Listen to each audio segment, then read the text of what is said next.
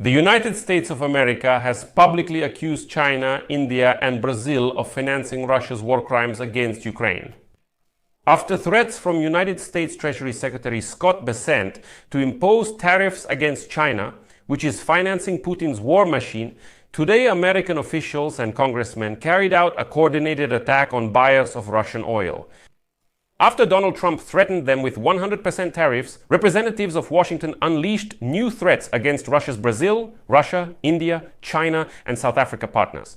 And the rhetoric is becoming increasingly aggressive, aiming to turn Russia's partners away from it. Moreover, today, for the first time, the Americans clearly stated that China is not just somehow helping Russia to wage war. The United States has clearly stated that Russia is a proxy of China and that China, with Russia's help, is waging a proxy war against the West. And some other ideas were voiced for the first time, and in this episode we will discuss them together.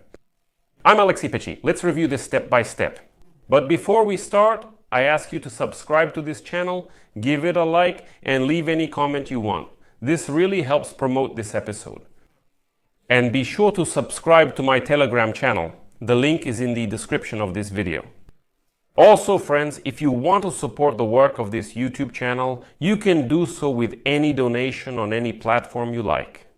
All the links and details are in the video description or via the QR code on your screens. So, today the United States Ambassador to NATO, Matthew Whitaker, stated that China, which is the largest importer of Russian oil, needs to be held accountable for subsidizing the war against Ukraine. As he stated, Beijing is using Russia as a puppet, wanting the United States and its allies to get bogged down in the war it started in Ukraine and not be able to focus on other strategic objectives. As Whitaker states, Washington is prepared to impose penalties for such actions. Secondary sanctions, which Trump threatened to impose if Russia does not move toward a peaceful settlement by early September, will be significant, Whitaker warned. And here is his quote. They will hit countries buying Russian oil, whether it's China, India, or Brazil.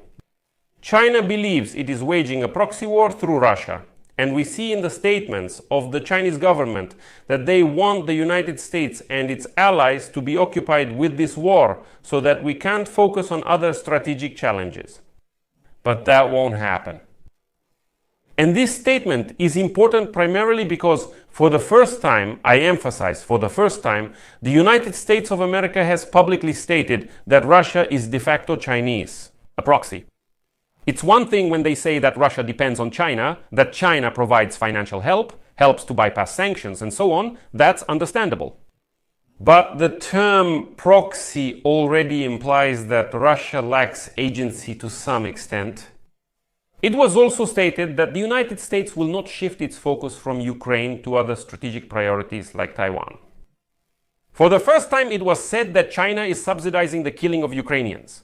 Again, it's one thing when, for 3.5 years of full-scale war, it was gently stated that China is helping Russia bypass sanctions, that China is keeping the Russian economy afloat, and so on. And it's a completely different thing when you are actually equated with murderers.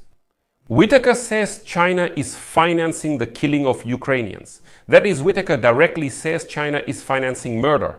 And, this statement is not far from financing terrorism. This is the harshest statement by the United States towards China so far regarding Beijing's assistance to Moscow. Whitaker was further supported by Senator Lindsey Graham, co-author of the bill on 500% tariffs against buyers of Russian energy resources. And since the president has taken the initiative from the senators, Graham is now promoting his version of punishment for those who fund the Russian budget with petrodollars, about a third of which goes to the war. Next is a quote from Graham. Here's what I would say to China, India, and Brazil. If you continue to buy cheap Russian oil and allow this war to go on, we will tear everything out of you to hell and crush your economy. According to Graham, it's these three countries, China, India, and Brazil, that account for about 80% of Russian oil exports, which support Putin's war machine. Quote, what you, India, China, and Brazil are doing is blood money. Putin won't stop until someone makes him stop. Let me provide you with some information. Since the European Union imposed an embargo on Russian oil at the end of 2022 up until June 2025. China has purchased 47% of the total exports of Russian crude oil, India 38%, and Brazil mainly imports petroleum products, accounting for 12% of total supplies. So, if you add it all together, yes, it turns out that China, India, and Brazil account for even a little more than 80% of Russian oil. Earlier, Trump himself separately threatened Brazil, Russia, India, China, and South Africa countries with tariffs. That is, Brazil, India, and China, by the way, are co-founders of the bloc along with Russia, and he threatened tariffs in case of anti-American policies. The day before, United States Treasury Secretary Scott Bessent stated that he intends to include the issue of tariffs for purchasing Russian oil in trade deal discussions with China, and he called on Europe to use them as a weapon as well. Quote, "Any country purchasing sanctioned Russian oil can expect 100% tariffs to be imposed against it." And in the end, that very same Whitaker stated the following, quote, "I think they need to be held accountable for subsidizing the killings that are happening on their battlefields in Ukraine." And yes, on the one hand, the United States could impose 100% tariffs against China, India, and Brazil to make them stop buying Russian oil and petroleum products. And that would really bankrupt the Russian economy for good? The United States' position after such statements sounds loud and demonstrative. But there is another point of view on why Trump gave Putin 50 days supposedly to end the war, after which all these tariffs are supposedly supposed to take effect. Let me quote, for comparison, the words of former Trump advisor John Bolton. Trump's agreement to provide Ukraine with Patriot missile systems and the 50-day ultimatum given to Putin have been described by some observers as a radical shift in the United States president's policy. But in reality, he may simply be preparing to withdraw from the conflict around Ukraine, which could turn out to be comparable to the disastrous withdrawal of American troops from Afghanistan. As Bolton says, Trump's ultimatum was perceived by the Kremlin as a license to continue unlimited attacks on Ukraine for 49 days, and Washington's threats to impose sanctions after 50 days are practically meaningless. Tariffs on Russian exports to the United States won't have any effect because in 2024 they amounted to only $3 billion.